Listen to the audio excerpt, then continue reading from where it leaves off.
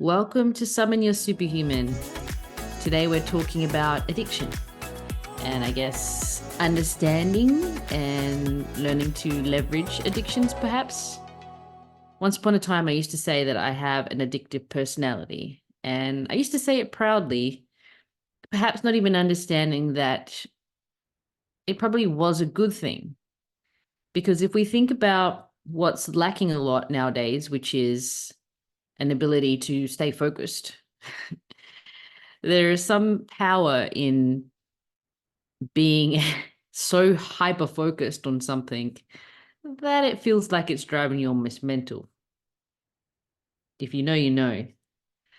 But today I wanted to center this conversation around understanding addiction and why we tend to develop these addictive behaviors and how we can use them to our advantage or perhaps to eliminate the negative ones. All right. But first, I wanted to delve into the nature of addiction, explore why humans are prone to addictive behaviors, and discuss both the positive and the negative aspects of addiction. And then finally, we'll chat about strategies for managing and quitting the harmful addictions. So, what is a true addiction? The definition of an addiction is a chronic dysfunction of the brain system that involves reward, motivation, and memory. It's about the way your body craves a substance or behavior, especially if it causes a compulsive or obsessive pursuit of the reward and lack of concern over the consequences. So we can probably relate this behavior to, drug, alcohol addiction, sugar, food, that almost crazy eye feeling where you have to have it. It's like a must, and that you just got there's just no end in sight. Like that is it. And yes, when it comes to those things, drugs, alcohol, sugar, it is not necessarily a good thing. And the characteristics that can be displayed during these times or these episodes are the inability to abstain. Okay, so it's just you can't not, and an impairment in your behavioral control. So you've just got no discipline to listen, to see logical sense, because the craving then causes a diminished recognition of significant problems, and your behavior at the time is really just not is the last thing on your mind, and therefore causes a dysfunctional emotional response. It's highly emotional response, really, when you think about it. Hangry is an emotion, but it's also stemmed from, well, many different things, but usually it's an addiction to sugar, and needing something to give you energy because you're feeling flat, or could be caffeine even, So there are many things that we can be addicted to, but it's the degree and awareness of which you'll almost do anything to get your fix. That's when it starts to turn into a little bit of a negative behavior. So why then do we develop these addictive tendencies? So there are biological factors involved. They can originate from genetic predispositions and alterations in our brain chemistry. Now, the why behind that we won't go into today, because there are many. But a dopamine release can play a big role in reinforcing these addictive behaviors, because you just want that hit, you want that high. And definitely, sugar, I was addicted to sugar for sure. And it's just that high that you get when you have it, you're like buzzing, but then you crash. And it's just, it's really a catastrophic pattern for your moods and all sorts of different things. And there are psychological factors as well. So, we generalize by saying it's women, but I've worked with enough men and women to know that it is not just women who have these mood swings. We just tend to be encouraged by that time of the month. But stress, trauma, and mental health issues can make us more susceptible to developing addictions as a coping mechanism. So emotional eating is what I was leaning towards, because it's not just women who do that, but we women can tend to lean towards certain ingredients around that time of the month. You know what I'm talking about, ladies: salt, sweet, all those things. And generally just putting it out there, if you do crave sweet or chocolate per se, it's generally because you are lacking in magnesium. And either way, if you are bleeding, you probably should take magnesium, and maybe a bit more than you usually do, just to counterbalance for your bleeding.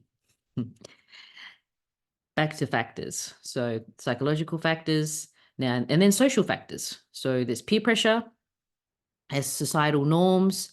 The environment can influence our tendency towards certain behaviors. So in today's societies, it's quite,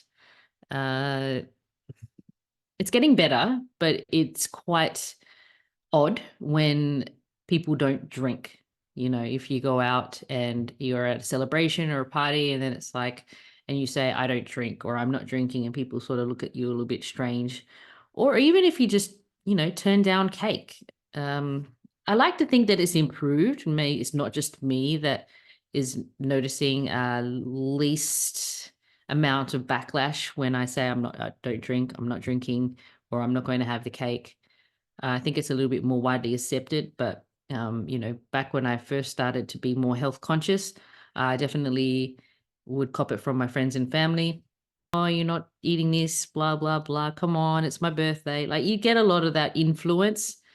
So that can play a factor as well, because it becomes expected, when you're out.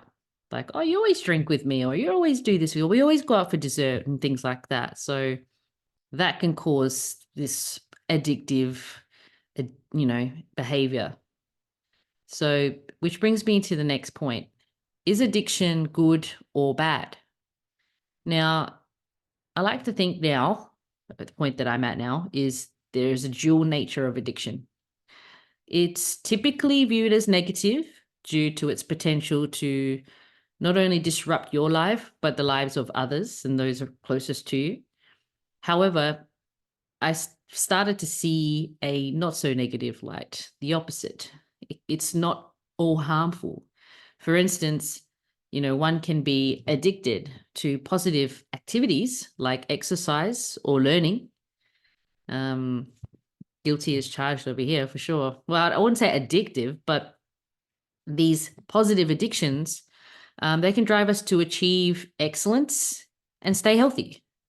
There's a line between a healthy habit and an addiction, and it can sometimes be blurred because, oh, you're overdoing it, because it's not normal to them or normal to whoever is criticizing you.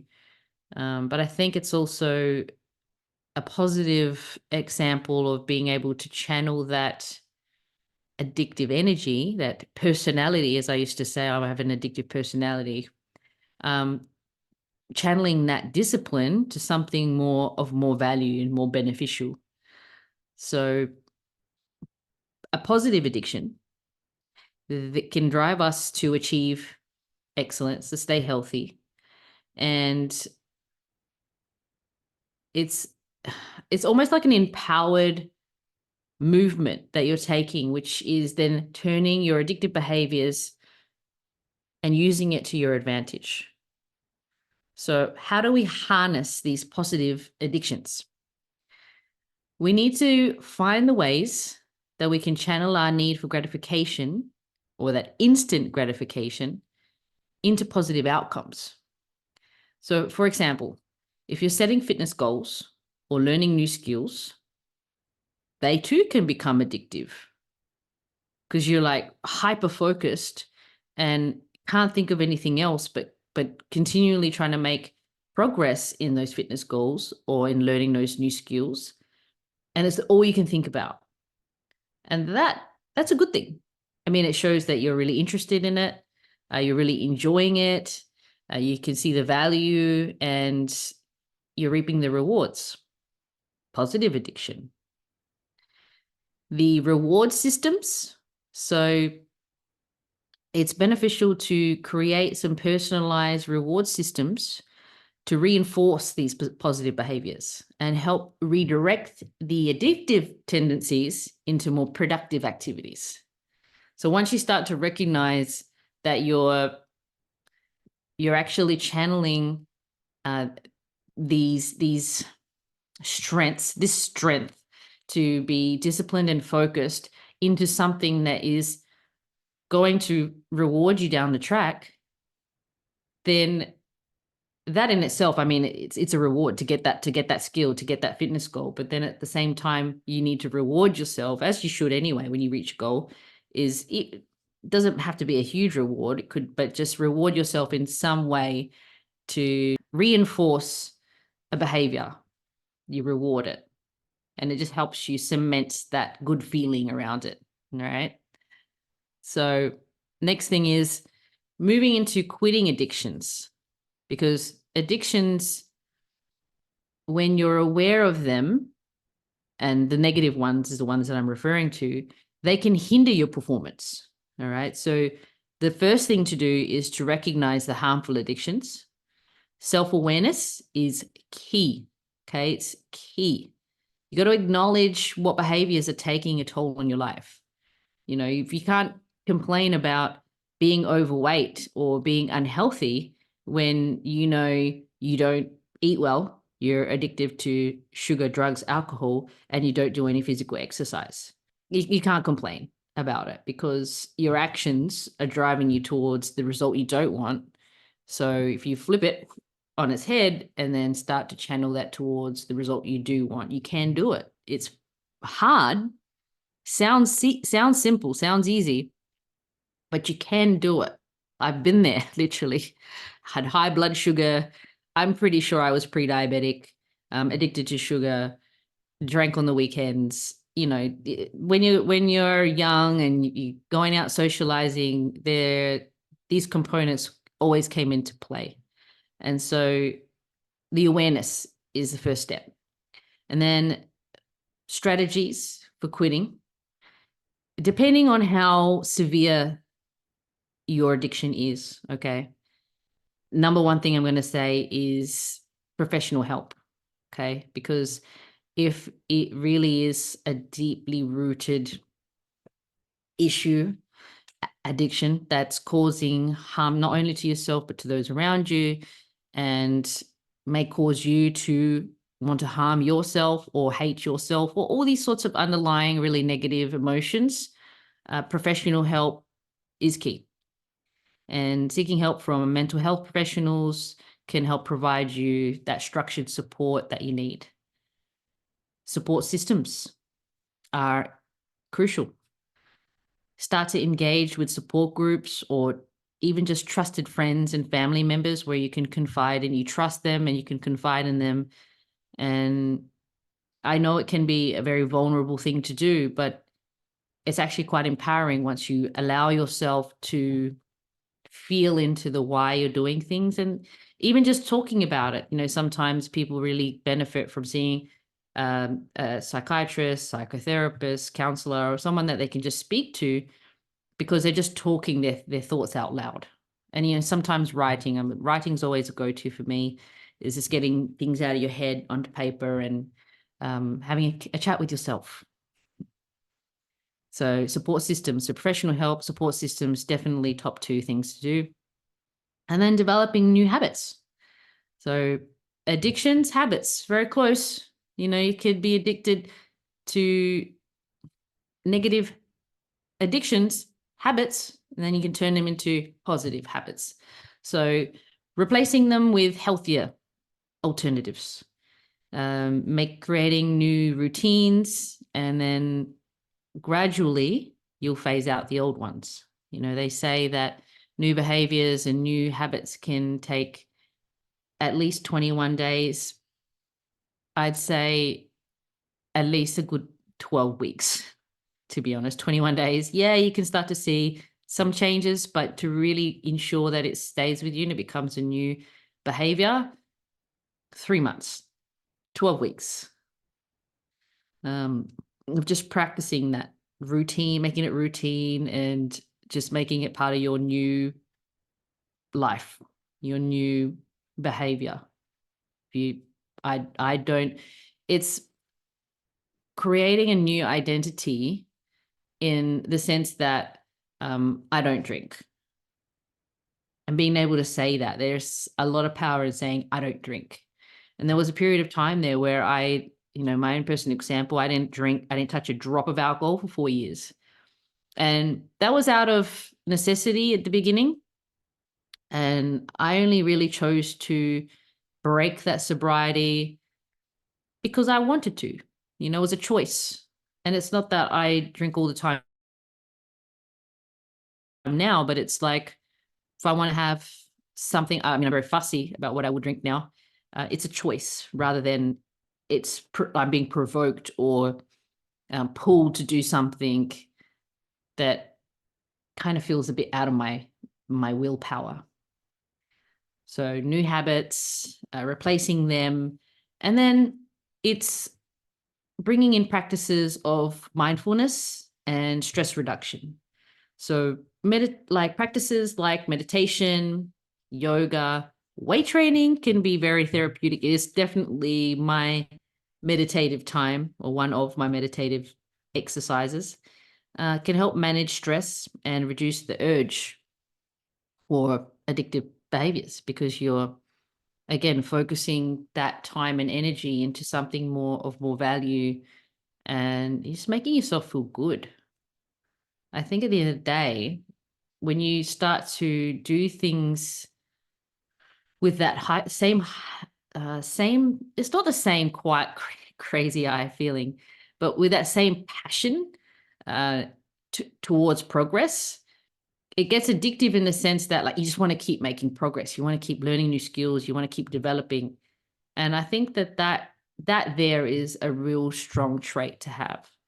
So it's learning to flip the addiction into a healthy habit, healthy habits, into a lifestyle, into an identity that only makes you feel better for longer. Because all of these other things that we've been addicted to, they only make you feel good for a short period of time. It's temporary. And then the most part, you feel like crap afterwards.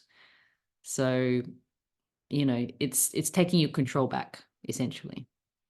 So to recap, I just wanted to wrap up that we discussed what addiction is, why we develop these tendencies, the dual nature of addictions, and how to use them positively, with some strategies for quitting the detrimental ones.